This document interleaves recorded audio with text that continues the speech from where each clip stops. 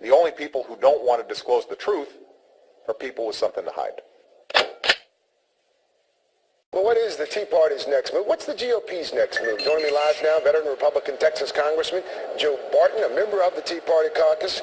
Congressman, good to see you. Good to see you.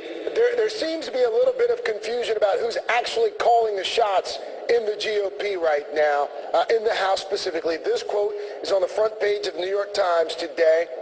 Asked what the House was doing, Representative Devin Nunes, Republican of California, said, well, you really have to call Cruz. I'm not even joking about that. That's really what you have to do because he's the one that set up the strategy. He's the one that got us into this mess. And so we've got to know what the next move is. So who really is calling the shots here, Congressman? Is it Speaker Boehner or is it Texas Senator Ted Cruz? Well, first of all, I am a Tea Party congressman, so I are one, so to speak. And I don't think there's any wall in the House between Devin Nunes and me. We're both on the same side. We don't like Obamacare. We don't like excessive government. We don't like excessive spending. As for Ted Cruz, he's my senator. He's a friend of mine. I had lunch with him this past Thursday. He does compliment the House of Representatives and the Republican majority on what we're doing. Is he calling the shots?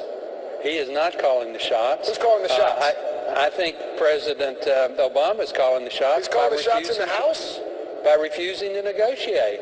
We want to go to conference with the Senate. We pass these bills that don't even get taken up in the Senate by Majority Leader Reid.